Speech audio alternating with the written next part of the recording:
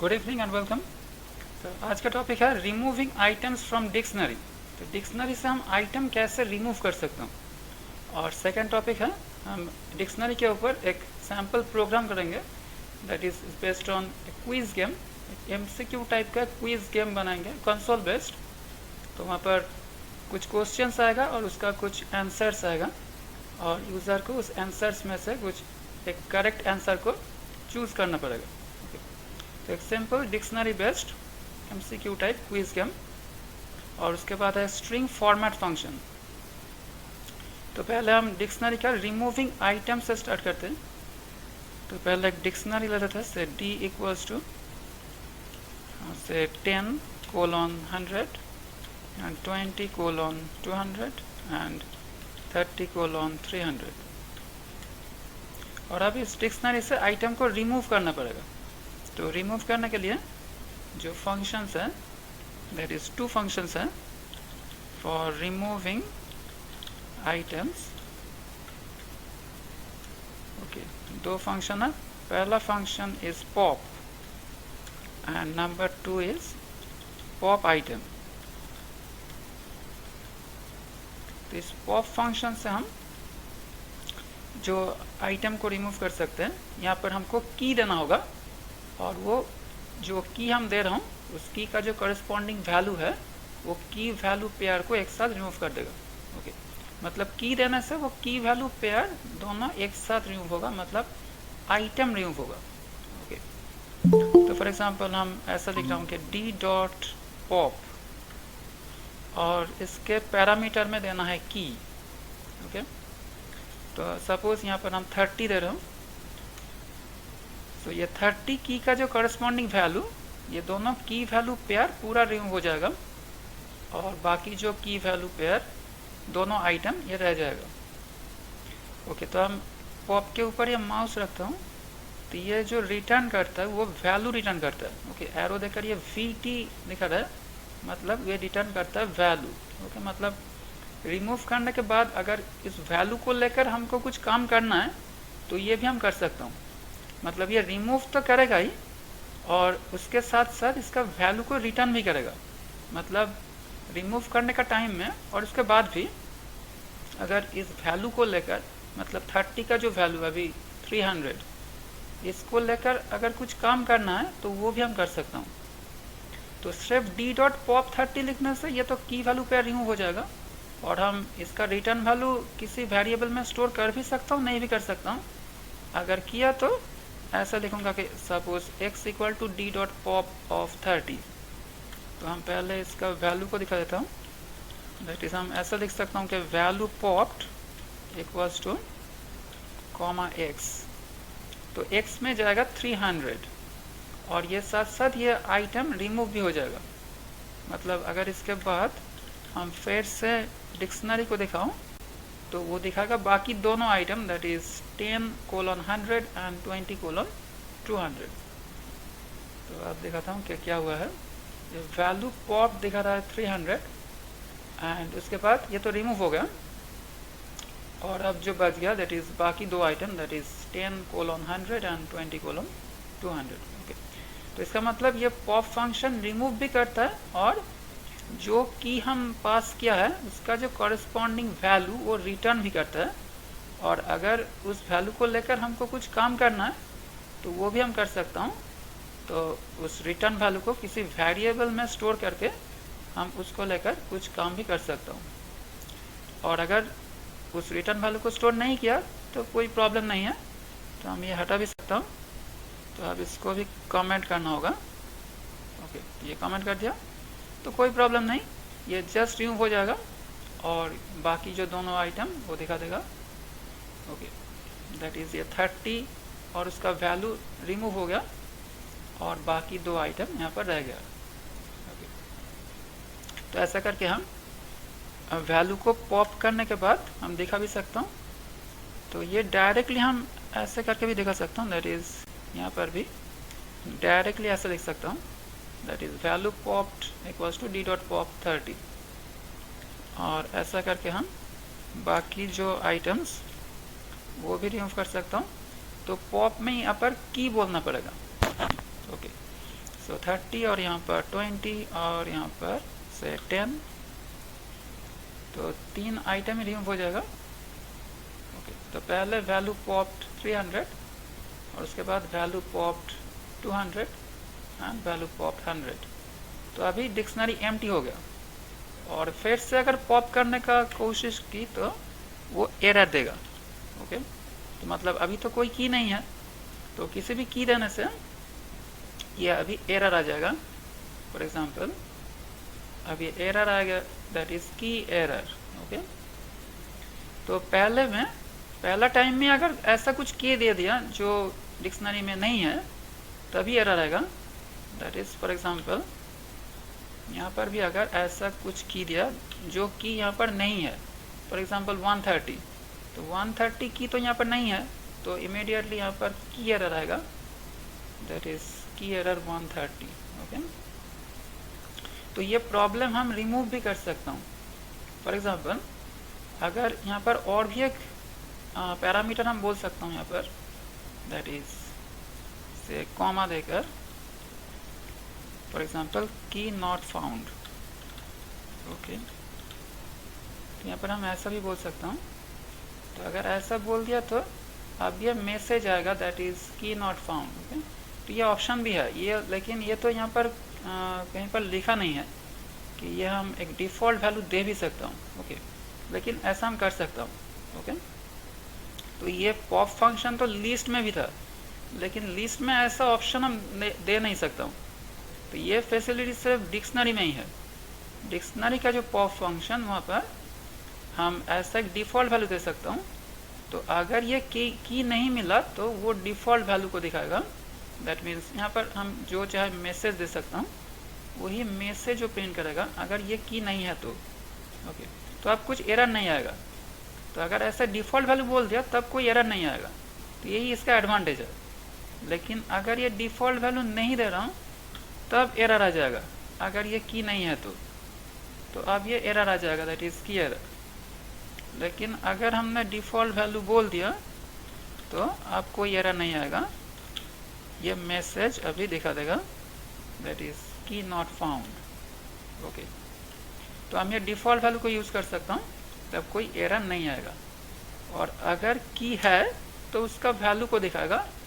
अब ये 30 तो की है यहाँ पर, तो अब ये एरर मैसेज नहीं आएगा, अब उसका वैल्यू को दिखाएगा, दैट इज़ 300, और वो आइटम रिमूव भी हो जाएगा। तो ये आइटम पॉप भी हो गया, रिमूव भी हो गया, और इसको दिखा भी दिया, और साथ साथ वैल्यू रिमूव भी हो गया, और बाकी 2 आइटम रह गया। ओके, तो दैट मीन्स हम पॉप फंक्शन में 2 पैरामीटर पास कर सकता हूँ। पहला पैरामीटर है की, और सेकंड पैरामीटर ऑप्शनल है। तो यहाँ पर हम एक डिफ़ॉल्ट मैसेज भेज सकता हूँ, तो वो मैसेज आएगा जब की डिक्शनरी में नहीं होगा। ओके, और इसके बाद दूसरा जो फंक्शन है वो है पॉप आइटम। तो यहाँ पर ये आइटम का मतलब क्या? आइटम का मतलब है की एंड वैल्यू पेयर। ओके, जहाँ जहाँ पर ये आइटम वर्ड हम देखूंगा, इसका मतलब क्या होगा कि की एंड वैल्यू पेयर। ओके, की वैल्यू पेयर को यहाँ पर आइटम बोलते हैं। तो पहले भी हम इस आइटम वर्ड को देखा था, दैट इज हम जब डी डॉट आइटम्स, ये जो फंक्शन हमने प्रीवियस डे में कॉल किया था, तो यहाँ पर एक आइटम्स नाम का एक फंक्शन था जो डिक्शनरी में जितना आइटम्स हैं सभी को एक साथ रिटर्न करते हैं एक लिस्ट ऑफ टपल फॉर्म में। तो लेकिन यहाँ पर फंक्शन का नाम आइटम्स है, मतलब ये एस का मतलब ये प्लूरल है। ये आइटम्स का मतलब जितना आइटम है, दैट मीन्स ये ऑल आइटम्स रिटर्न करता है, that is it returns all the items. All the items मतलब all the key value pairs. एक लिस्ट ऑफ टपल का फॉर्म में ये सारे आइटम को रिटर्न करता है, ये items function. It returns all the items in the form of a list of tuple. List of tuple का फॉर्म में ये सारे आइटम्स को रिटर्न करता है, इसीलिए ये प्लूरल आइटम्स है।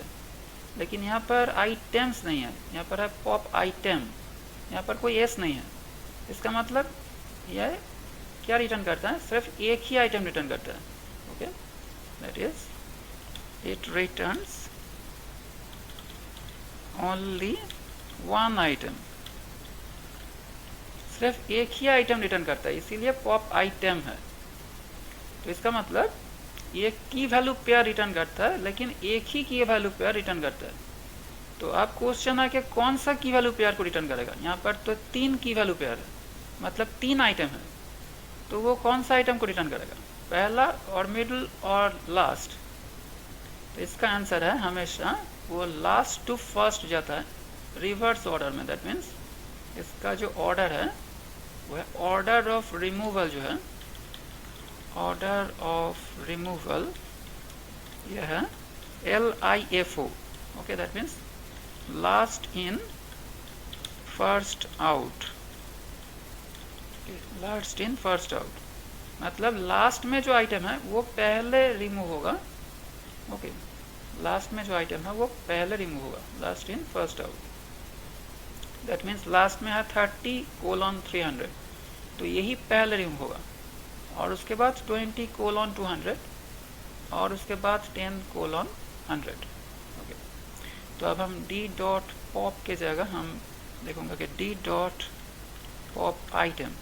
तो यहाँ पर पैरामीटर में कुछ पास करना नहीं है, विदाउट एनी पैरामीटर हमको कॉल करना होगा, और ये वैल्यू पॉप्ड हो जाएगा, ये वैल्यू पॉप्ड हो गया, that is 30:300। Okay, tuple form में ये रिटर्न करेगा, क्योंकि ये तो की वैल्यू पेयर है, तो एक साथ रिटर्न करना है, इसीलिए एक टपल फॉर्म में ये रिटर्न कर रहा है, और ये रिटर्न भी करेगा और रिमूव भी करेगा। ओके, मतलब रिटर्न एंड रिमूव, ये जो कहता है कि remove and return a key value pair as a 2 tuple. Okay, 2 tuple मतलब ये की एंड वैल्यू पेयर एक टपल बनाकर, एक टपल जिसके अंदर 2 वैल्यू रहेगा, इसीलिए बोल रहा है कि 2 टपल। ओके, तो टपल विथ 2 वैल्यूज, मतलब उसके अंदर रहेगा की एंड वैल्यू। ओके, तो वो रिमूव भी करेगा और रिटर्न भी करेगा, तो इसीलिए हम यहाँ पर दिखा रहा हूँ, क्योंकि ये रिटर्न किया है, मतलब ये हम किसी वेरिएबल में स्टोर भी कर सकता हूँ। से x इक्वल टू, ऐसा लिख सकता हूँ कि x equal to d.pop item, और यहाँ पर लिखूंगा कि value popped equals to x। Okay, तो अभी एक ही आउटपुट आएगा, कोई चेंज नहीं होगा। Okay, same output, no change, मतलब पॉप्ड किया गया आइटम को लेकर अगर हमको कुछ काम करना है तो वो हम कर सकता हूँ। तो ये x तक टपल बन गया, तो हम इसको सेपरेट करके भी दिखा सकता हूँ, मतलब x of 0 and x of 1। Okay, तो ऐसा करके भी दिखा सकता हूँ, कोई प्रॉब्लम नहीं। तो यहाँ पर एक एरो दे दिया, तो की एंड वैल्यू दोनों को सेपरेट करके अगर दिखाना है तो वो भी हम कर सकता हूँ, 30:300। तो यह है पॉप आइटम फंक्शन, ये लास्ट से रिमूव करना स्टार्ट करेगा। Okay, that means last in first out. और ये अगर हमने दूसरी बार दिया, फिर से दे रहा हूँ कि x equal to d.pop item, तो वो 20 एंड 200 को रिमूव करेगा। Okay, that is 20 and 200। और उसके बाद अगर फिर से दिया तो वो 10 एंड 100 को रिमूव करेगा। ओके, तो अब ये एम्प्टी होगा, और आप फिर से देने से फिर से एरर आएगा। ओके, तो अब करने से ये फिर से एरर देगा, दैट इज की error pop item dictionary is empty. Okay, तो एम्प्टी डिक्शनरी से तो हम कुछ पॉप नहीं कर सकता हूँ, इसके लिए वो देगा कि की एरर। ओके, तो इसका मतलब है हमेशा पॉप आइटम करने का पहले हमको चेक करना होगा कि डिक्शनरी एम्प्टी है या नहीं। ओके, दैट मीन्स हमेशा पॉप आइटम करने का पहले हमको चेक करना पड़ेगा इफ, यहाँ पर हम लिखूंगा क्या, अगर नॉट, हम ऐसा लिख सकता हूँ, ये नॉट देकर भी कर सकता हूँ, और इफ डी ऐसा भी कर सकता हूँ, if d then x equal to d dot pop item. Okay, तो ऐसा कर सकता हूँ। और एल्स हम बोल सकता हूँ कि print dictionary is empty, dictionary is empty. Okay, तो ऐसा करके हमको हर पॉप आइटम का पहले ये चेकिंग करना पड़ेगा। तो इफ डी का मतलब अगर डी में कुछ है तो ये तो ट्रू होगा, और अगर डी एम्प्टी है तो वो तो फॉल्स हो जाएगा, क्योंकि हम जानता हूँ कि हर एम्प्टी कलेक्शन पाइथन में फॉल्स होता है।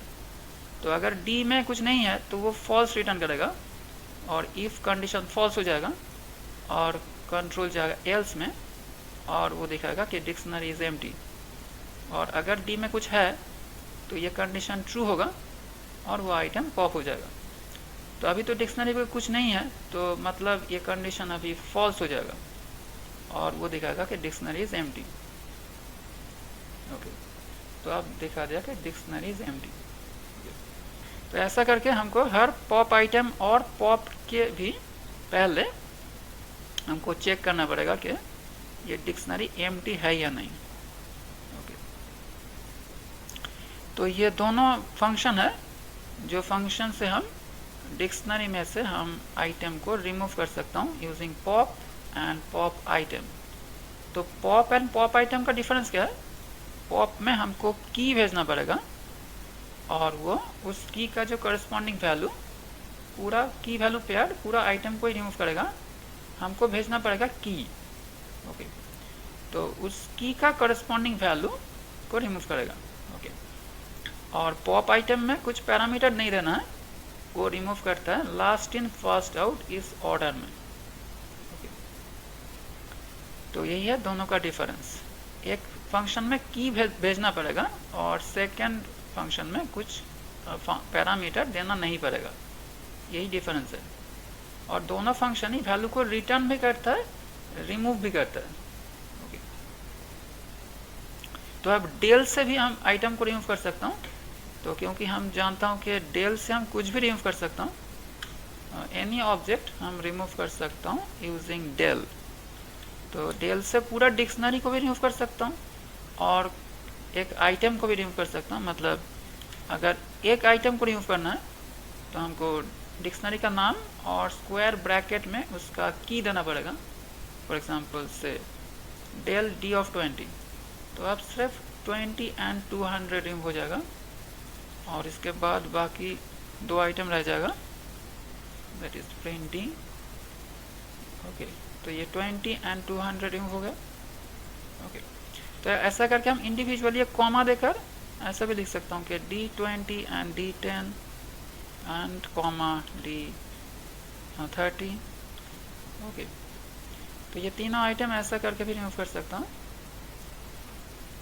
ये डिक्शनरी पूरा एम्प्टी हो गया। ओके, और अगर ऐसा कर दिया कि डेल D, तब ये पूरा डिक्शनरी रिमूव हो जाएगा। मतलब ये डिक्शनरी मेमोरी में नहीं रहेगा, मतलब ये डी नाम भी नहीं रहेगा। तो मतलब आप प्रिंट डी देने से वो दिखाएगा कि नेम एरर। ओके, अब एक एरर आ जाएगा, that is name D is not defined. Okay, तो ये डेल डी करने से पूरा ऑब्जेक्ट ही मेमोरी से रिमूव हो जाएगा। ओके, तो ऐसा करके भी हम पूरा डिक्शनरी को डिलीट कर सकता हूँ। ओके, तो ये हो गया हमारा डिक्शनरी। तो अब देखूंगा कि डिक्शनरी रिलेटेड एक प्रोग्राम, तो एक क्विज गेम बनाऊंगा हम, MCQ टाइप का, एक कंसोल बेस्ड क्विज गेम। तो उसमें कुछ क्वेश्चंस आएगा, 3 क्वेश्चंस आएगा। ओके, 3 क्वेश्चंस आएगा और उसका पर क्वेश्चन 3 आंसर्स रहेगा और यूज़र को करेक्ट आंसर को सिलेक्ट करना पड़ेगा। और अगर यूज़र करेक्ट आंसर सिलेक्ट किया तो उसका स्कोर इंक्रीमेंट होगा और फाइनली हम फाइनल स्कोर को दिखा दूंगा। ओके, तो अब इसको करने के लिए हम 2 डिक्शनरी लूँगा। पहला डिक्शनरी है क्वेश्चन, क्वेश्चंस इक्वल टू, यहाँ पर पहला क्वेश्चन लेता हूँ, कुछ भी क्वेश्चन ले सकता हूँ, कोई प्रॉब्लम नहीं। सो पहला क्वेश्चन ले लिया से who invented television okay, and colon देकर इसका जो आंसर्स होगा वो एक लिस्ट में आएगा। ओके, तो हम एक लिस्ट ले रहा हूँ, तो पर क्वेश्चन 3 आंसर होगा और वो 3 आंसर हम एक लिस्ट के अंदर ले रहा हूँ। तो वो इन्वेंटर का नाम तो स्ट्रिंग है, तो इसलिए कोटेशन होगा। तो पहले ले रहा हूँ कि से माइकल फैराडे और कॉमा देकर सेकंड इन्वेंटर है से John Baird and third inventor है से जेम्स वाट। ओके, तो ये पहला क्वेश्चन होगा और इसी तरीके से हम बाकी क्वेश्चंस को लिखूंगा। Okay, second question and third question. Okay, तो अब क्वेश्चंस को जस्ट चेंज कर दूंगा। तो सेकंड क्वेश्चन होगा जैसे which team on 2022 World Cup football। Okay, तो यहाँ पर पहला जो टीम होगा दैट इज से ब्राज़ील और सेकंड से अर्जेंटीना एंड थर्ड से फ्रांस। ओके, तो अब जो third question that is when second world war started. तो यहाँ पर 3 इंटीजर होगा, तो हम इंटीजर ले रहा हूँ से 1940 एंड से 1941 एंड 1939। ओके, तो ये हो गया हमारा 3 क्वेश्चन। अब इस क्वेश्चंस का आंसर भी लेना पड़ेगा, तो और भी एक डिक्शनरी चाहिए दैट इज, तो यहाँ पर हम आंसर्स ले रहा हूँ, आंसर्स इक्वल टू, तो यहाँ पर क्या होगा, यहाँ पर क्वेश्चन में जो क्वेश्चंस डिक्शनरी में जो क्वेश्चंस है इसको पूरा एज इट इज हम उठा लूँगा और यहाँ पर पेस्ट कर दूँगा और कोलॉन देकर इसका आंसर हम डिजिट में लूँगा। दैट मीन्स कौन सा ऑप्शन करेक्ट है, हम यूज़र को ऑप्शंस को दिखाऊंगा। दैट मीन्स 1 2 3 ऐसा करके, तो कितना नंबर का ऑप्शन करेक्ट है उस नंबर को लूँगा यहाँ पर। ओके, दैट मीन्स पहला क्वेश्चन में तो सेकंड ऑप्शन करेक्ट है, तो इसके लिए लूँगा 2 और इसके बाद सेकंड क्वेश्चन के लिए तो ये भी हम कॉपी कर लूँगा एज इट इज़। तो अब सेकंड क्वेश्चन का जो आंसर, तो ये भी नंबर 2 में ही है, तो ये भी नंबर 2 होगा और थर्ड क्वेश्चन का ये भी पूरा कॉपी करूँगा और इसका कोलॉन देकर, अब ये नंबर 3 करेक्ट है तो यहाँ पर कोलॉन देकर लिखूँगा 3। ओके, तो ऐसा करके हम क्वेश्चंस एंड आंसर्स को ले लिया। तो अब पहला काम है इस क्वेश्चंस एंड आंसर्स को एक करेक्ट फॉर्म में हमको दिखाना होगा।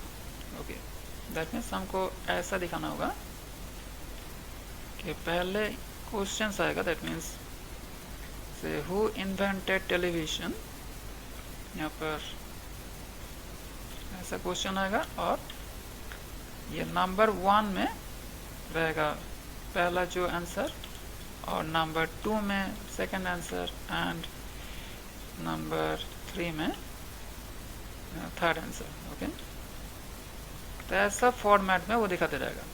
ओके, पहला आएगा क्वेश्चन, इसका भी नंबर कर सकता हूँ से 1 और हर आंसर ऐसे फॉर्मेट में दिखाना पड़ेगा 1 2 3 ऐसे करके।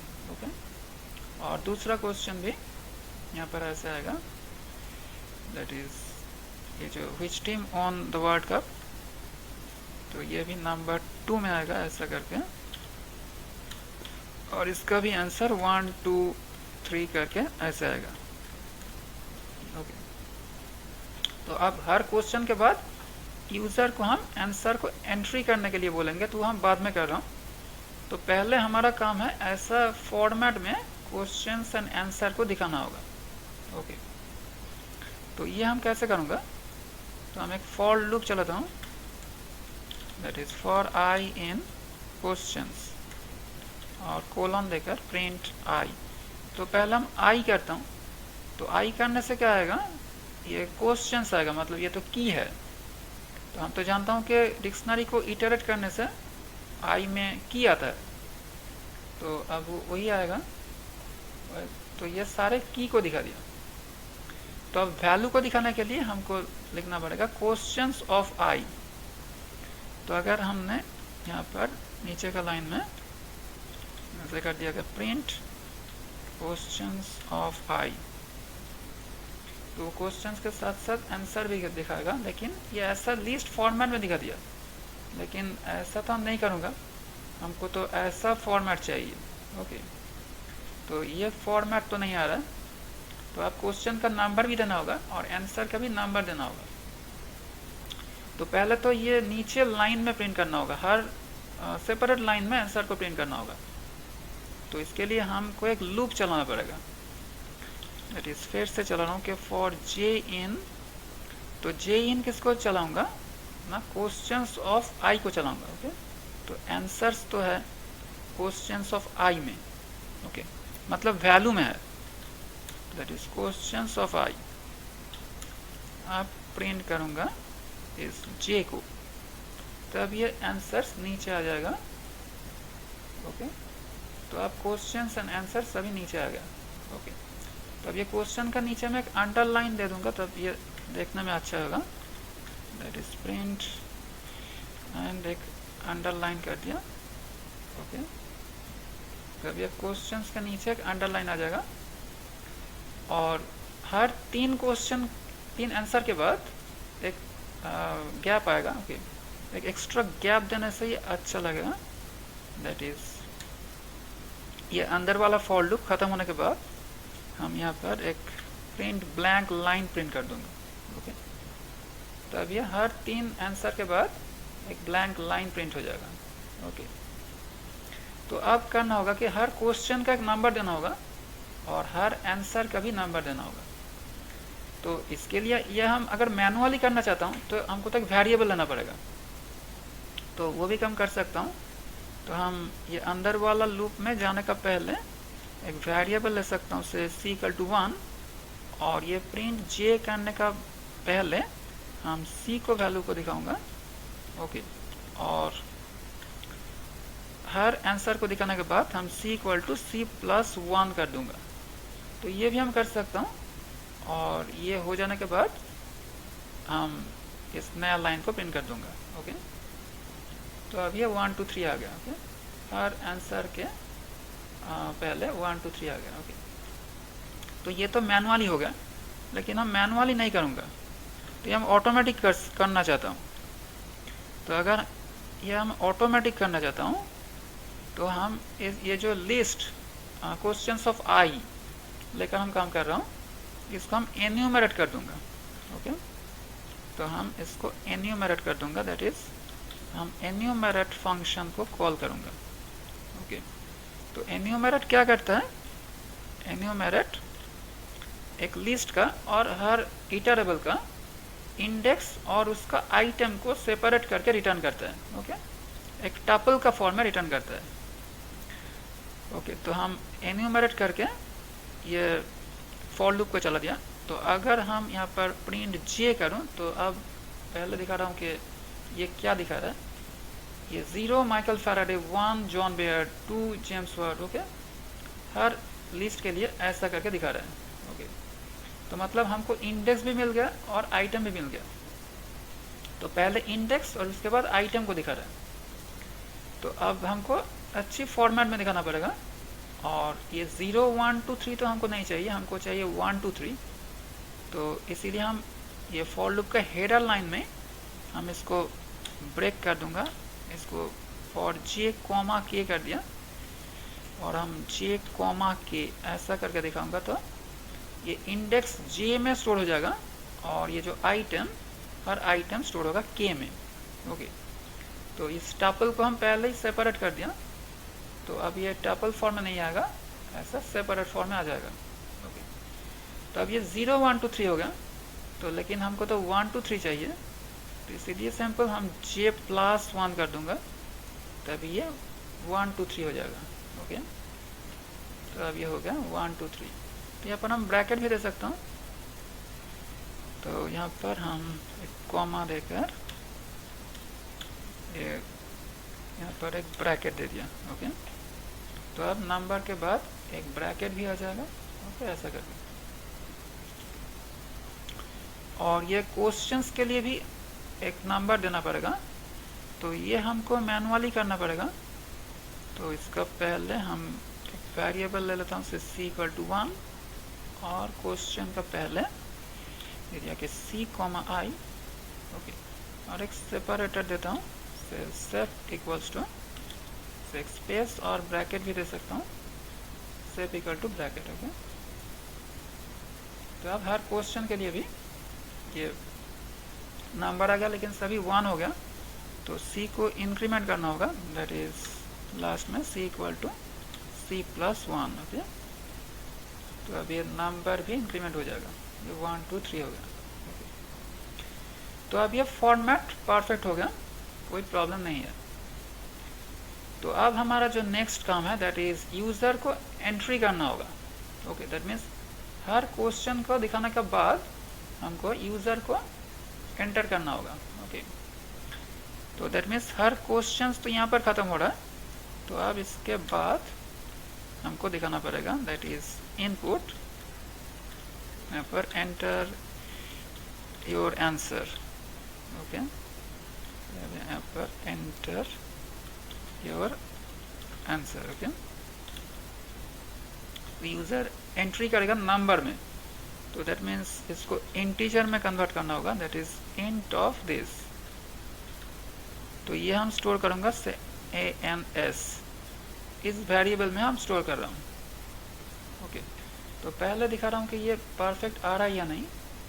ओके, ये एंटर योर आंसर। ओके, यहाँ पर आ रहा है, अब तो कुछ नहीं होगा, सिर्फ जस्ट हम दिखा रहा हूँ कि ये ठीक तरह से आ रहा है या नहीं। ओके, तो यूजर कुछ भी नंबर देगा, से 2, और उसके बाद फिर से ये सेकंड क्वेश्चन आएगा, और फिर से बोलेगा कि एंटर योर आंसर, और हम कुछ भी दे रहा हूँ, और उसके बाद third question and enter your answer, and से कुछ भी दे दिया, और अब प्रोग्राम खत्म हो गया।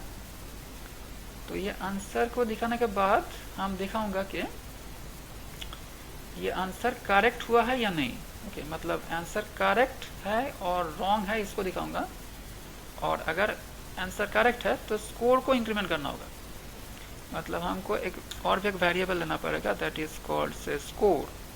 स्कोर को हम पहले 0 रखूंगा। ओके, तो अब हमारा प्रोग्राम का जो मेन पार्ट है वह है ये आंसर करेक्ट है या नहीं, इसको चेक करना होगा। तो यही यहाँ पर मेन पार्ट है। तो ये कैसे चेक करूंगा, जो आंसर जो हम दे रहा हूँ ये ans इस वेरिएबल में है।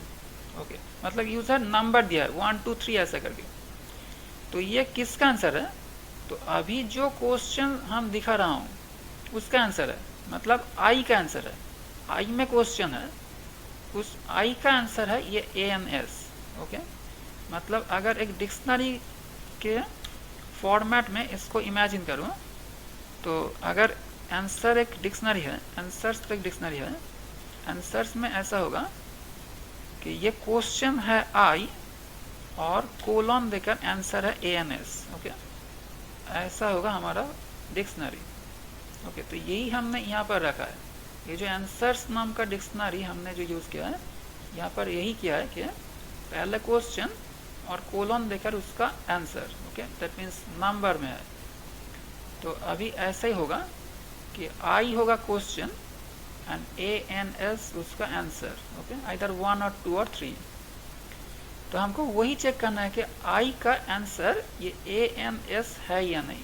ओके, मतलब हम ऐसे लिखूंगा, दैट इज चेक करूंगा इफ आंसर्स है जो डिक्शनरी, आंसर्स का जो की मतलब की है आई होगा की, मतलब ये जो क्वेश्चन अगर ये डबल इक्वल टू ans है तो हम बोल सकता हूँ कि ये आंसर करेक्ट है। ओके, तो आप प्रिंट कर दूंगा कि इट इज़ करेक्ट। ओके, और अगर करेक्ट नहीं है तो else print answer is wrong. Okay, बस यही होगा। यहाँ पर हम आंसर्स कर देता हूँ, आंसर इज करेक्ट। ओके, और अगर आंसर करेक्ट है तो हम स्कोर को भी इंक्रीमेंट करूंगा, that is score plus equal to 1।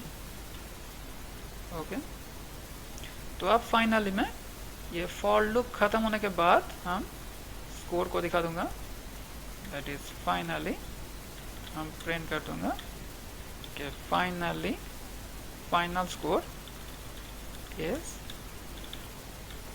Comma देकर स्कोर। ओके, और इसके पहले एक मैसेज को भी दिखा देता हूँ, that is game over. Okay, और इसके पहले एक ब्लैंक लाइन भी प्रिंट कर दिया। Okay, that's all. और अब चला के दिखाता हूँ ये कैसे हो रहा है। एंटर योर आंसर, तो यहाँ पर तो सेकेंड ऑप्शन करेक्ट है, तो हम फर्स्ट दे रहा हूँ, दैट इज नंबर 1। ये तो रॉन्ग है, तो ये बोल दे आंसर इज रॉन्ग। ओके, तो अब सेकेंड क्वेश्चन, दैट इज यहाँ पर तो अर्जेंटीना करेक्ट है, दैट इज हम करेक्ट ही दे रहा हूँ, so number 2 answer is correct. और इसके बाद यहाँ पर नंबर 3 करेक्ट है, तो हम नंबर 1 दे रहा हूँ, that is answer is wrong end game over and final score is 1। तो हमने एक ही क्वेश्चन का करेक्ट आंसर दिया है, दैट इज सेकेंड क्वेश्चन। तो अब फाइनल स्कोर हो गया 1। ओके, तो फिर से एक बार चलाता हूँ, that is enter your answer. पहला आंसर है नंबर 2, तो ये करेक्ट है। और सेकेंड क्वेश्चन से second answer is correct, that is ये भी करेक्ट ही दे रहा हूँ, answer is correct. And third question, third answer is correct, answer is correct and final score is 3। Okay, तो हम ऐसा करके ये क्विज गेम बना सकता हूँ। ओके, तो ये हो गया डिक्शनरी का सैंपल प्रोग्राम। तो अब हम नेक्स्ट हमारा टॉपिक देखूंगा, दैट इज कॉल्ड ये जो स्ट्रिंग का जो फॉर्मेट फंक्शन। तो स्ट्रिंग का बाकी फंक्शन तो हमने पहले देखा था, तो अभी देखूंगा फॉर्मेट फंक्शन। ये फॉर्मेट फंक्शन का काम क्या है कि कुछ डेटा को टैबुलर फॉर्म में डिस्प्ले करना, that is display data in tabular form. तो ये टैबुलर फॉर्म में डिस्प्ले तो हम \t जो है, दैट इज टैब जो कैरेक्टर, इससे भी कर सकता हूँ, लेकिन उसका कुछ प्रॉब्लम है। तो उसमें फॉर्मेटिंग ठीक तरह से नहीं आता है, मतलब अलाइनमेंट ठीक तरह से नहीं होता है। तो हम पहले दिखाता हूँ कि स्ट्रिंग फॉर्मेट फंक्शन का जो एडवांटेज, तो पहले हम ऐसा लेता हूँ कि कुछ पर्सन्स का नेम से और जो है and department say accounts and salary equals to say 12,000। Okay, और इसका कॉपी करता हूँ, यहाँ पर से नेम 2 कर दिया, डिपार्टमेंट 2 एंड सैलरी 2, यहाँ पर कर दिया से बी जो है, एंड यहाँ पर सेल्स एंड यहाँ पर 45,000।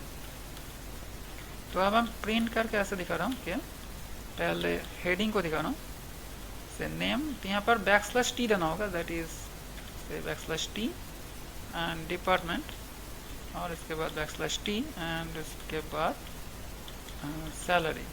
ओके, और प्रिंट यहाँ पर एक अंडरलाइन कर दिया, और उसके बाद ये नेम डिपार्टमेंट सैलरी को दिखाऊंगा using \t, that is print. तो पहले हमको ऐसा लिखना पड़ेगा कि नेम डिपार्टमेंट सैलरी, हम ऐसे लिख सकता हूँ, name department and salary. Okay, और यहाँ पर हम सेपरेटर यूज करूँगा, that is sep equals to \t, और इसका नीचे name 2 and department 2 and salary 2 and separator is backslash t।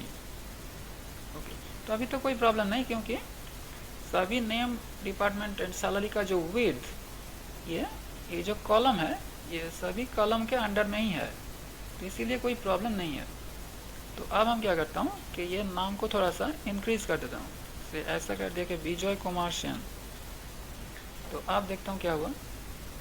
तो अब ये अलाइनमेंट चेंज हो गया। ओके, तो अब यहाँ पर अलाइनमेंट चेंज हो गया, ये कॉलम सब उल्टा हो गया। ओके, तो अब अगर यहाँ पर अलाइनमेंट को ठीक करना चाहता हूँ तो ये टैब को इंक्रीमेंट करना होगा, मतलब ये हेडिंग का टैब को इंक्रीमेंट करना होगा। ओके, तो यहाँ पर तो एक टैब है, तो यहाँ पर 2 टैब देना होगा और यहाँ पर भी 2 टैब देना होगा। तो अभी ठीक नहीं हुआ है, तो ये जो अजय अकाउंट्स, इसको भी शिफ्ट करना होगा, मतलब पहला जो ये जो पहला लाइन, इसको भी शिफ्ट करना होगा, मतलब यहाँ पर भी 2 टैब देना होगा। तो अब देता हूँ कि अब भी ठीक नहीं हुआ है, तो अभी शिफ्ट करना पड़ेगा। ओके, क्योंकि ये नाम तो बहुत ही बड़ा है, तो इसीलिए और भी बैकस्लैश टी देना पड़ेगा, यहाँ पर भी बैकस्लैश टी, और ये हेडिंग को भी बैकस्लैश टी। ओके, यहाँ पर भी बैकस्लैश टी। तो अभी ठीक नहीं हुआ है, तो और भी शिफ्ट करना होगा। तो अगर ये बैकस्लैश टी यहाँ पर ऐसा करके दे दिया, तो यहाँ पर तो ये अकाउंट्स तो ठीक हो गया, लेकिन ये सैलरी तो यहाँ पर चला गया। ओके, तो यही इसका प्रॉब्लम। तो ये कभी भी ठीक तरह से नहीं होगा, ये ऐसा होता ही रहेगा। ओके, हम ये बैकस्लैश टी देता ही रहूँगा और ये कभी भी ठीक नहीं होगा। मतलब ये ठीक करने से ये बहुत सारे, मतलब ये सेम नहीं है, मतलब ये इरेगुलर है, सभी लाइन में same number of backslash T नहीं है। तो ये तो हम मैनुअली अभी कर रहा हूँ, तो रन टाइम में अगर करना है, मतलब अगर ये वैल्यू यूज़र दे रहा है, तब तो कुछ पता नहीं चलेगा कि ये कितना बैकस्लैश टी देना होगा। तो यही बैकस्लैश टी का प्रॉब्लम है, ये मैनुअली हमको करना पड़ेगा, ये ऑटोमेटिक नहीं होगा। ओके, तो अगर ये स्ट्रिंग छोटा है, टेक्स्ट छोटा है, तो तब तो ठीक है, कोई प्रॉब्लम नहीं, लेकिन अगर टेक्स्ट बड़ा हो गया तो तब ये प्रॉब्लम हो जाएगा। तो इसका ही सलूशन है ये जो फॉर्मेट फंक्शन। ये सभी लैंग्वेज में होता है, that means C, C plus plus, Java, .NET, Python, सभी लैंग्वेज में ये सेम तरीके से काम करता है। तो एक बार अगर सीख लिया तो दूसरा लैंग्वेज में कोई प्रॉब्लम नहीं होगा, सभी में सिंटैक्स सेम ही है। ओके, मतलब ये सेम तरीके से काम करता है। तो अब ये कैसे करूँगा, अब हम यहाँ पर इसका जो फॉर्मेट, इसको पहले देख लेता हूँ, इसका फॉर्मेट क्या है, स्ट्रिंग का जो फॉर्मेटिंग। तो यहाँ पर हमको एक ब्रेस देना होगा, और ब्रेस में ये जो पैरामीटर्स है, तो यहाँ पर 5 पैरामीटर है।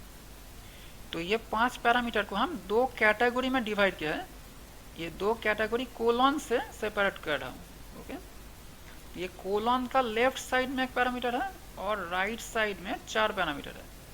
ओके, तो अगर हमने कोलॉन नहीं बोला तो पाइथन समझ लेगा कि हम पोजीशन का बात कर रहे हैं। ये कोलॉन का लेफ्ट साइड में जो पैरामीटर वो है पोजीशन, तो पाइथन समझ लेगा कि हम पोजीशन का बात कर रहा हूँ। और अगर हम राइट हैंड साइड का कुछ पैरामीटर्स को देना चाहता हूँ तो हमको वो कोलॉन बोलना पड़ेगा। कोलॉन देकर अगर हमने कुछ वैल्यू बोला तो एक वैल्यू बोलने से पाइथन समझ लेगा कि वो विड्थ है। ओके, और बाकी जो फिल एंड अलाइनमेंट और कॉमा, इसका तो सिंबल अलग ही है, कॉमा के लिए तो कॉमा यूज़ करूँगा, और अलाइनमेंट के लिए ये symbol, okay, either less than और ग्रेटर देन और कैरेट, और फिल के लिए हम और कुछ सिंबल यूज़ कर सकता हूँ। ओके, तो ये हम बाद में देख रहा हूँ। तो पहले हम इस पोजीशन को दिखा रहा हूँ और उसके बाद विड्थ। ओके, तो हम यहाँ पर क्या करूँगा, यहाँ पर ये सब बैकस्लैश टी को हमने हटा दिया। ओके, तो हम पहले ये हेडिंग को प्रिंट करूँगा, तो इसके लिए हम एक वेरिएबल ले रहा हूँ कि एस, और ये तो स्ट्रिंग है, इसके लिए हम एक कोटेशन दे रहा हूँ, और फॉर्मेट फंक्शन को पहले कॉल करना होगा, that is quotation dot format. Okay, तो पहले ही फॉर्मेट आ गया, और इसके अंदर हमको लिखना है कि पैरामीटर्स, दैट मीन्स जिसको हमको दिखाना होगा, ओके, उसको लिखना होगा इस फॉर्मेट फंक्शन के अंदर। तो किसको दिखाना होगा? ये नेम, डिपार्टमेंट एंड सैलरी को जिसको दिखाना होगा उसको लिखना होगा फॉर्मेट फंक्शन के अंदर, that is name comma department comma salary. लेकिन अभी तो ये हेडिंग है, तो ये तो वेरिएबल नहीं है, वेरिएबल हम बाद में लिखूंगा, अब ये हेडिंग है। तो इसका मतलब ये हम कोटेशन के अंदर लिखूंगा, ये कैपिटल कर देता हूँ तो भी अच्छा होगा। तो ये भी, इसको भी कैपिटल कर दिया, और यहाँ पर भी ये सैलरी कैपिटल। ओके, तो ये तीनों आइटम को दिखाना होगा। ओके, तो अब कैसे दिखाना होगा? इसी को बोलना पड़ेगा हमको ये कोटेशन के अंदर। तो ये जो पैरामीटर्स हमने दिखाया इसको बोलना पड़ेगा ब्रेस के अंदर। ओके, ये सारे पैरामीटर्स एक ब्रेस के अंदर रहना चाहिए। तो हम यहाँ पर बोलूँगा कि ब्रेस, तो कितना ब्रेस होगा? तो यहाँ पर जितना आइटम हम दिखाना चाहता हूँ उतना ब्रेस होगा, तो मैक्सिमम उतना ब्रेस होगा, मतलब इसका कम ही कर सकता हूँ, और कुछ ब्रेस नहीं भी दे सकता हूँ, मतलब 0 ब्रेस भी हो सकता है। तो अगर 0 ब्रेस दे दिया मतलब कुछ ब्रेस नहीं दिया तो कुछ आइटम नहीं दिखाएगा। ओके, तो अगर इसको चलाऊँ तो कुछ भी अभी नहीं दिखाएगा। ओके, सिर्फ ब्लैंक है। तो अगर हमने एक ब्रेस दिया तब क्या होगा? पहला जो आइटम दैट मीन्स नेम, ये आएगा इस ब्रेस में, ये प्लेस हो जाएगा। ओके, मतलब पहला ब्रेस है नेम के लिए, तो अब ये नेम प्रिंट होगा, और ये हम इस एस को प्रिंट करूंगा, that is print S. Okay, तो ये नेम प्रिंट होगा। ओके, अगर हमने कुछ ब्रेस नहीं दिया तो कुछ भी प्रिंट नहीं होगा। ओके, तो पहला ब्रेस है नेम के लिए, और अगर दूसरा ब्रेस दे दिया ये होगा डिपार्टमेंट के लिए। ओके, तो नेम एंड डिपार्टमेंट दोनों प्रिंट होगा, लेकिन इसके दो आइटम के बीच में कोई स्पेस नहीं है। ओके, तो हम स्पेस बाद में दे दूंगा, कोई प्रॉब्लम नहीं। तो पहले हम आइटम को दिखा देता हूँ, और थर्ड ब्रेस होगा सैलरी के लिए, ये थर्ड ब्रेस है सैलरी। ओके, तो 3 आइटम प्रिंट हो गया, लेकिन इससे ज़्यादा ब्रेस हम नहीं दे सकता हूँ। अगर ज़्यादा ब्रेस दे दिया तो इमीडिएटली एरर आएगा। तो यहाँ पर अगर 4 ब्रेस दे दिया तो 4 आइटम तो यहाँ पर नहीं है, तो अब वो दिखाएगा एरर। ओके, तो अब वो दिखा दिया कि इंडेक्स एरर। तो इंडेक्स एरर क्यों आ रहा है? वो बोल रहा है कि replacement index 3 out of range for positional argument tuple. ये पोजिशनल आर्गुमेंट टपल क्या है? ये जो नेम, डिपार्टमेंट एंड सैलरी, इसी को बोलता है कि पोजिशनल आर्गुमेंट टपल। मतलब ये 3 आइटम एक टपल का फॉर्म है, और जिसका पोजीशन है पहला आइटम का 0 और डिपार्टमेंट का 1 एंड सैलरी का 2, मतलब मैक्सिमम 0, 1, 2, ये 2 तक है इसका इंडेक्स, 3 इंडेक्स यहाँ पर नहीं है। तो इसीलिए वही बोल रहा है कि replacement index 3 out of range, क्योंकि यहाँ पर मैक्सिमम इंडेक्स है 2। ओके, तो इसीलिए इंडेक्स एरर। तो यहाँ पर हम ये मैक्सिमम 3 ब्रेस ही बोल सकता हूँ, 4th ब्रेस हम नहीं बोल सकता हूँ। ओके, तो अब यहाँ पर ऐसा भी कर सकता हूँ, इसका ऑर्डर भी चेंज कर सकता हूँ। तो इसीलिए यहाँ पर जो पोजीशन जो पैरामीटर इसको दिया गया, तो यहाँ पर हम नंबर भी बोल सकता हूँ, और डिक्शनरी अगर है तो उसका की भी बोल सकता हूँ। तो वो हम बाद में दिखा रहा हूँ कि हम डिक्शनरी का की कैसे बोल सकता हूँ। तो हम पहले बोल रहा हूँ कि इस आइटम्स का इंडेक्स नंबर, तो बाय डिफ़ॉल्ट तो 0, 1, 2 ऐसा करके चल रहा है, तो हम इसको बदल सकता हूँ। मतलब हम पहले बोल दिया कि 1, और मिडल में 0, और थर्ड में 2। तो अब क्या होगा? ये जो सेकेंड पैरामीटर मतलब डिपार्टमेंट, ये पहले आ जाएगा, और 0 मतलब नेम जो है ये सेकेंड में आ जाएगा। ओके, और सैलरी यहाँ पर ही रहेगा, मतलब डिपार्टमेंट पहले आएगा और नेम सेकेंड में आएगा। ओके, तो ये डिपार्टमेंट पहले आ गया और नेम सेकेंड में। तो ऐसा करके हम इसका पोजीशन चेंज कर सकता हूँ, और ऐसा करके अगर हमने 2 को पहले बोल दिया, और ये रिपीट भी कर सकता हूँ, मतलब सारे पैरामीटर में हम 2 बोल सकता हूँ, मतलब ये सैलरी 3 बार आ जाएगा। ओके, तो ऐसा भी कर सकता हूँ, कोई प्रॉब्लम नहीं, ये सैलरी 3 बार आ गया। तो मतलब हम जो चाहे कर सकता हूँ, कोई प्रॉब्लम नहीं। तो इसका ऑर्डर चेंज कर सकता हूँ, और एक ही आइटम को 2 बार 3 बार करके प्रिंट कर सकता हूँ, कोई प्रॉब्लम नहीं है।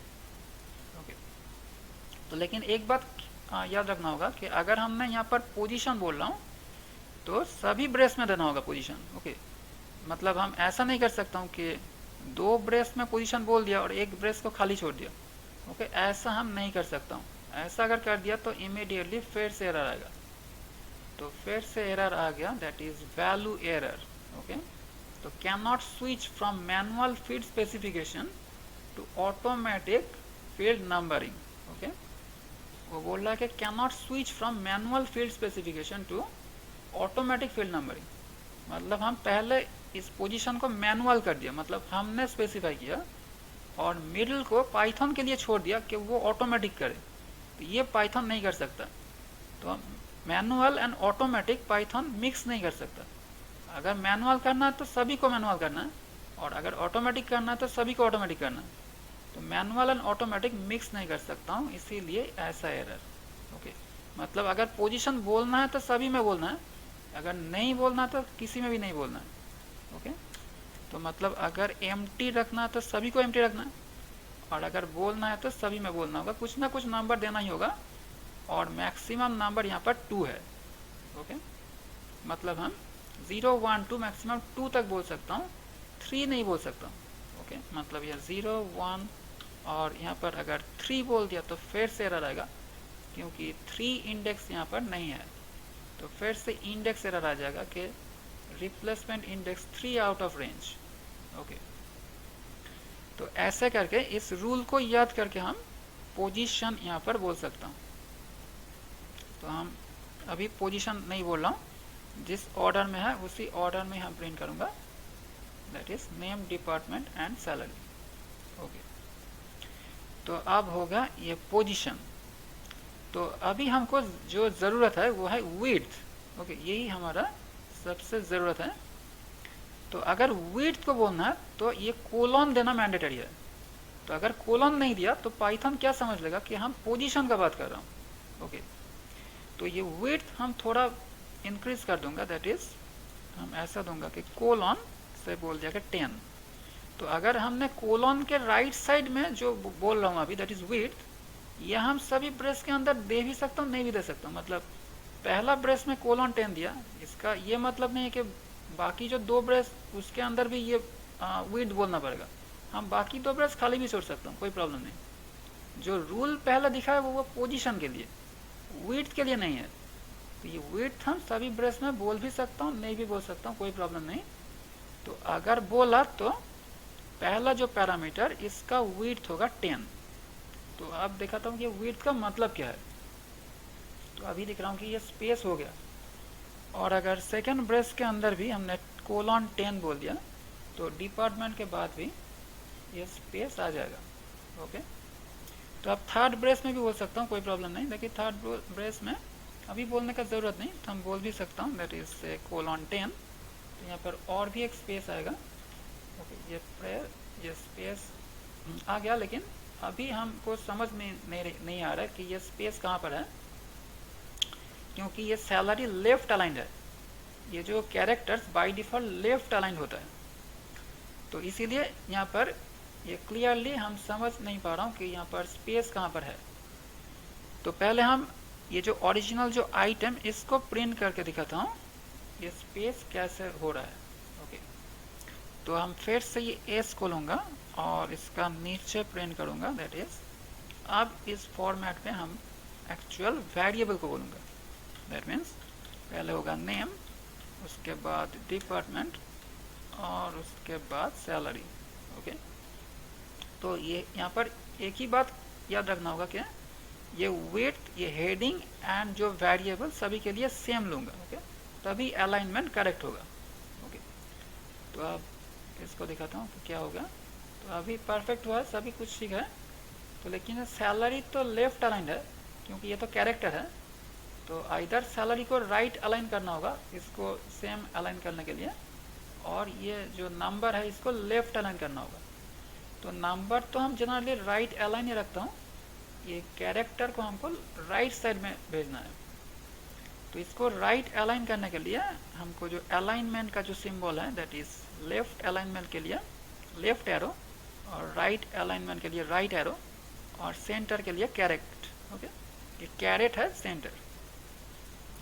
तो हमको सैलरी को राइट करना है, इसके लिए सैलरी है ये हेडिंग के लिए, ये लास्ट वाला, दैट इज अलाइनमेंट का जो सिंबल ये कहाँ पर देना है, ये फिल एंड विड्थ इस दोनों के बीच में। ओके मतलब विड्थ का पहले लेकिन कोलन के राइट साइड में। ओके मतलब कोलन एंड विड्थ का बीच में देना है अलाइनमेंट।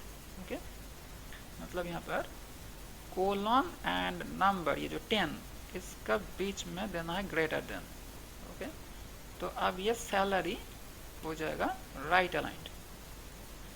तो अब ये सैलरी हो गया राइट अलाइन, अब कोई प्रॉब्लम नहीं, ये परफेक्ट अलाइनमेंट हो गया।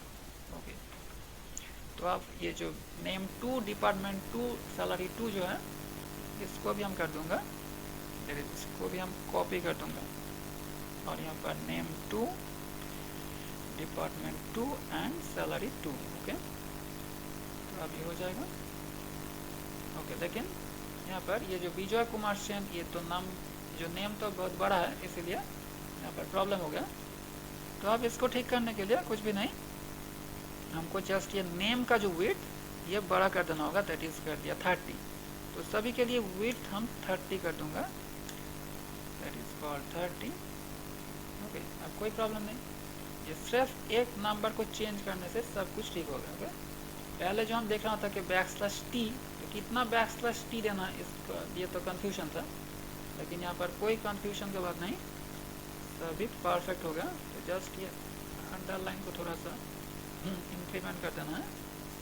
ओके तभी हमारा काम हो जाएगा। ओके दैट इज परफेक्ट हो गया। ओके तो लेकिन यहाँ पर एक ही बात हमको याद रखना होगा कि हमको सिर्फ एक ही बात बोलना होगा कि हर कॉलम में मैक्सिमम कितना कैरेक्टर लेकर हम काम करूँगा, इसको हमको बोलना होगा। ओके तो यही पॉइंट है और कुछ पॉइंट नहीं।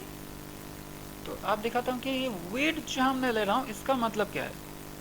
तो ये विजय कुमार सेन को छोटा कर देता हूँ और इसको भी छोटा कर दिया, से 10 ही कर दिया सभी को, और इसको भी 10 कर दिया। ओके तब कोई प्रॉब्लम नहीं है, छोटा विड्थ में हमारा काम हो जाएगा। ओके तो अब ये जो हमने फॉर्मेट लिया है इसका मतलब क्या है,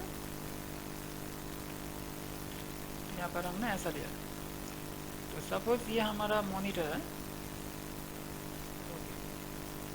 तो अब ये जो कोलन 10 इसका मतलब क्या है कि लेफ्ट साइड से हम ये 10 स्पेस को छोड़ूंगा, ये 10 स्पेस, और ये जो नेम ये तो कैरेक्टर है, तो कैरेक्टर हमेशा लेफ्ट अलाइन होता है, मतलब यहाँ पर रहता है।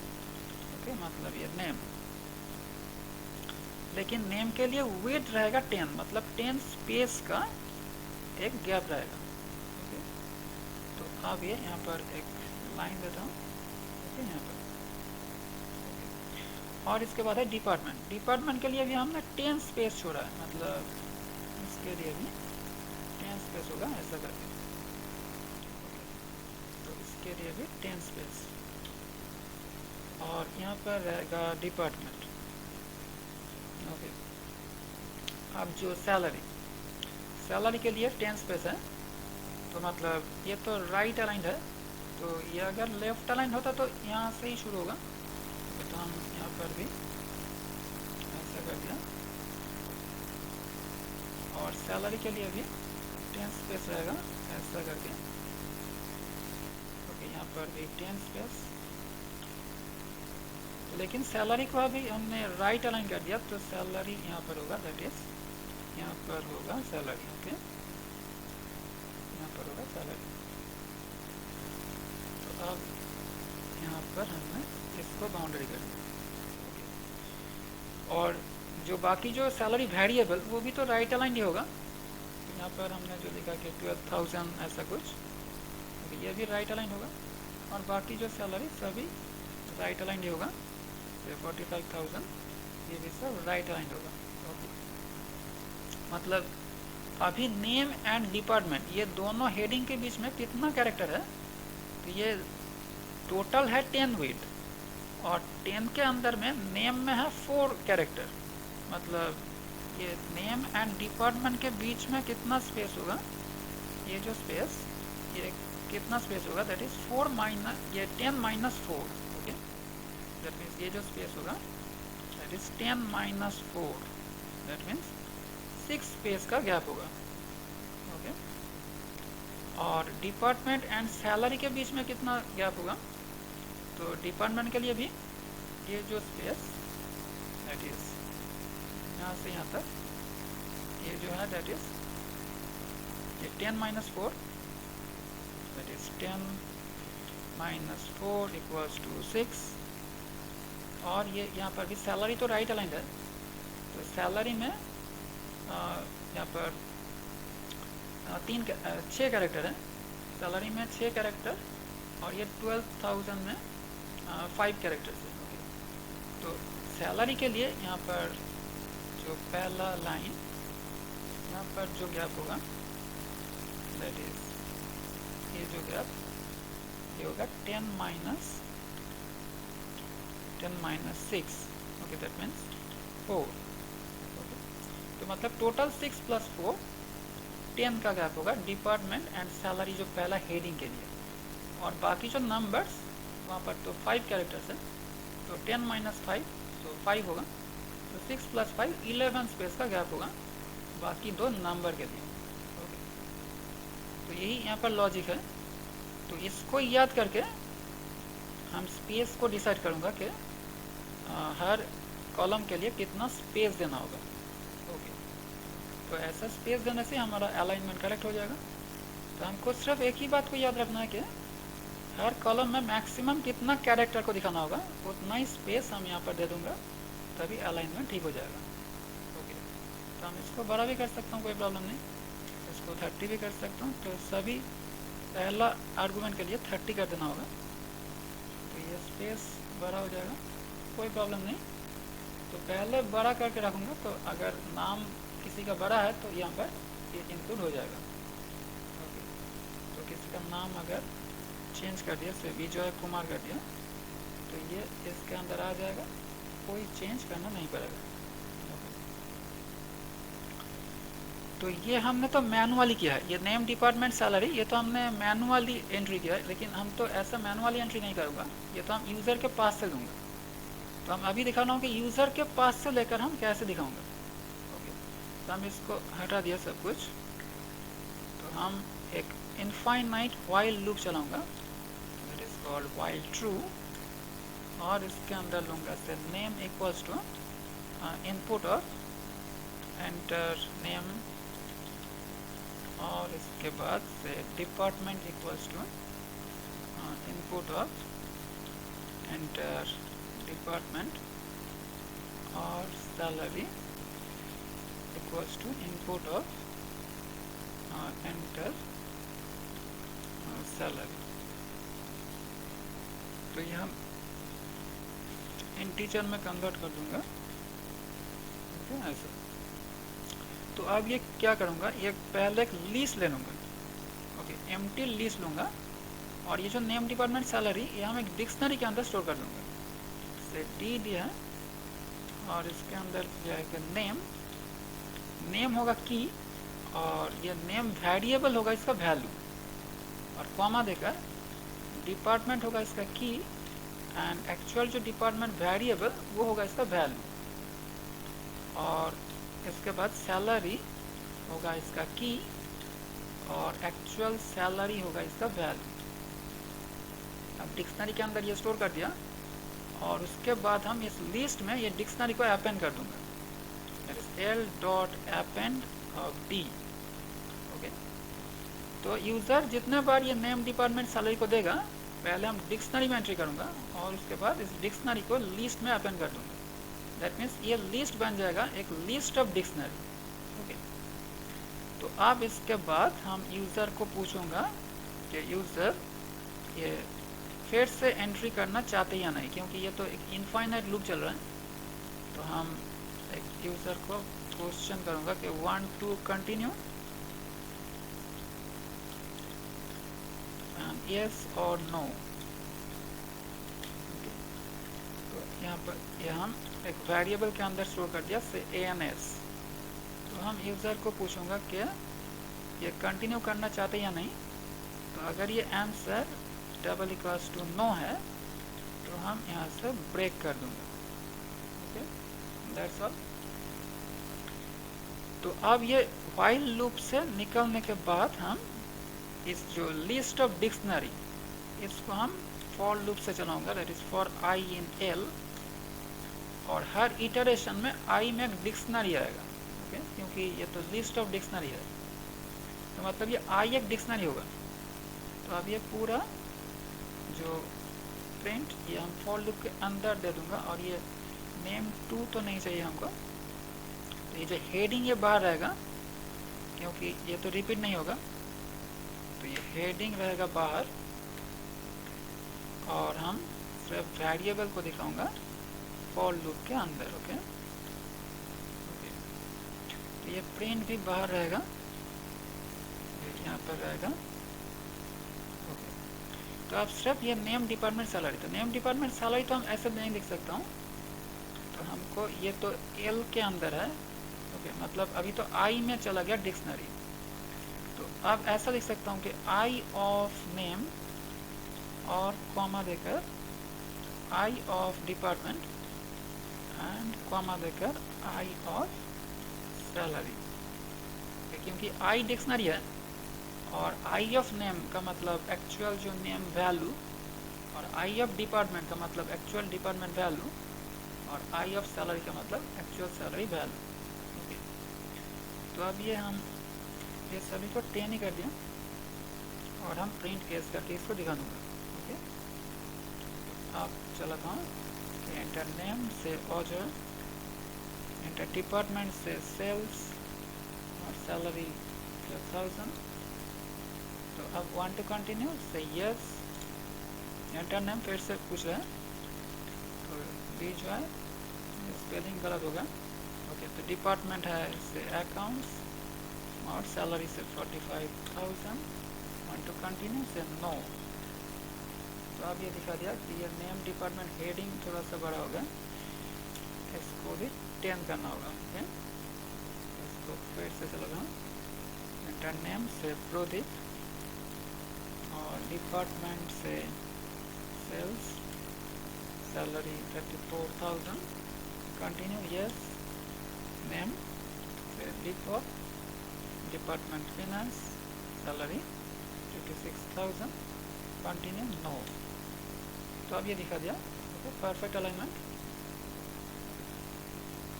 तो हम ऐसा करके यूज़र के पास हम रन टाइम में वैल्यू को ले सकता हूँ और इसको डिक्शनरी का फॉर्मेट में दिखा सकता हूँ। ओके, और ये ऐसा करके ये I of name, I of department ऐसा बोलने का कोई ज़रूरत नहीं, हम इसको ऐसा भी कर सकता हूँ। अगर ये डिक्शनरी है तो हम ये डबल स्टार आई भी बोल सकता हूँ। ओके, तो डबल स्टार का मतलब है ये एक डिक्शनरी है और इस डिक्शनरी को हम अनपैकिंग कर रहा हूँ, इसको बोलते हैं कि अनपैकिंग ऑफ डिक्शनरी, मतलब डिक्शनरी के अंदर जो जो आइटम्स है इसको इसका अंदर से बाहर कर रहा हूँ, मतलब अनपैकिंग कर रहा हूँ। लेकिन ये करने से और भी एक काम करना होगा, दैट इज ये कोलन का पहले डिक्शनरी का की को बोलना होगा, तो अभी ये सही होगा।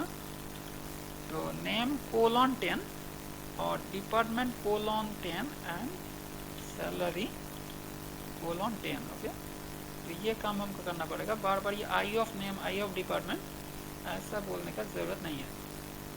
तो तभी रिजल्ट एक ही होगा, जैसे प्रोदीप, डिपार्टमेंट है sales, salary 23,000, continue yes, name say Anil and department say marketing, salary 56,000 and continue say no.